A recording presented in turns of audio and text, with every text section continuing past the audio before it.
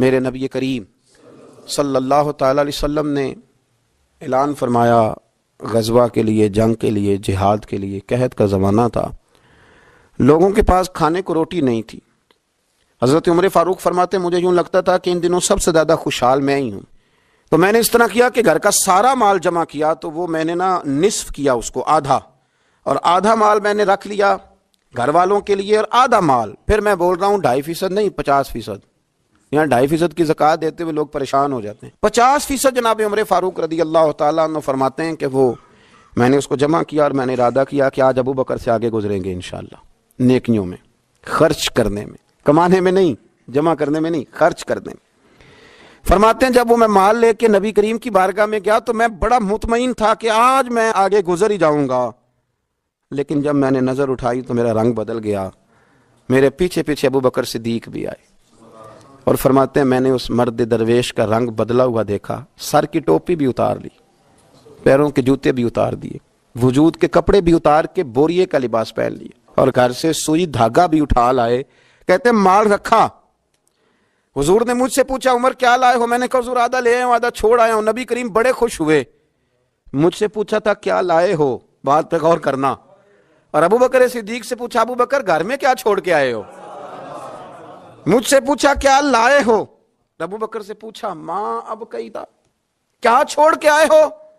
جناب صدیق اکبر نے نظر جھکائی، قربان جاؤں جواب پہ بھی،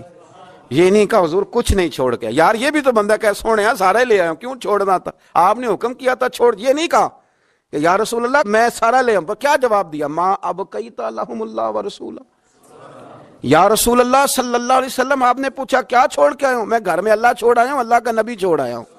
میرا کوئی گھر خالی ہے وہاں اللہ کا ذکر ہوتا ہے، وہاں رسول اللہ کی نعت ہوتی ہے، حضور گھر میں اللہ رسول کا نام چھوڑ کے بھرا ہوا گھر چھوڑ کے آیا ہوں۔ پھر قربان جاؤں میرے نبی کریم پر بھی، حضور سید عالم علیہ السلام نے فرمایا یہ تیرے پیچھے جبریل کھڑے ہیں،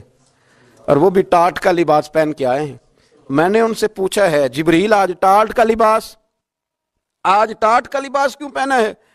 تو عرض کی یا رسول اللہ آج نا ابو بکر صدیق نے ٹاٹ کا لباس پہنا ہے تو رب کو اتنا پسند آیا ہے کہ اس نے کہا فرشتوں نوری کپڑے اتارو سارے، یہ روپ دھارو نا جو میرے یار کے یار نے دھارا ہے، یہ والا تینوں لب دیں آپ گواچے، سانو اپنی خبر نہ کوئی، ساتھوں پارے نہیں ککھ گلیاں دے، سانو تے آخ دے لوگ شدائی، ہاں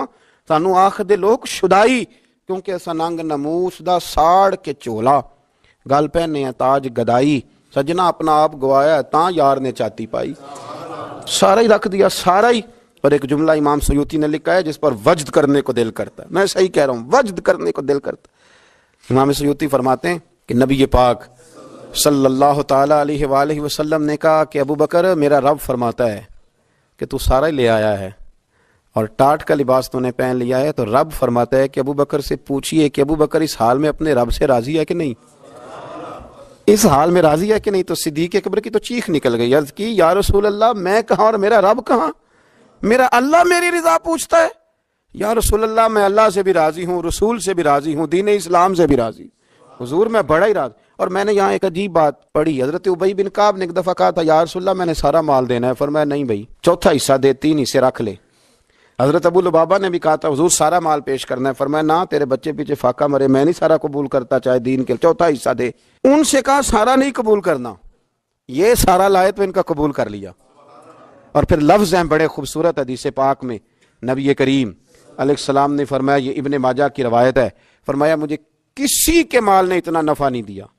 کسے باشد، اللہ اکبر، فرمایا کسی کے مال نے اتنا نفع نہیں دیا جتنا ابو بکر صدیق کے مال نے نفع دیا ہے۔ گویا حضور فرماتے ہیں کہ یہ لے کے بھی آتا ہے اور اس کا مال ہے بھی بڑا برکت والا، جب آتا ہے تو پھر مزیدار بھی بڑا ہے، پھر اس میں نفع بھی بڑا ہے، پھر وہ کہیں خرچ کرتے ہیں تو اس پہ عطا بھی بڑی۔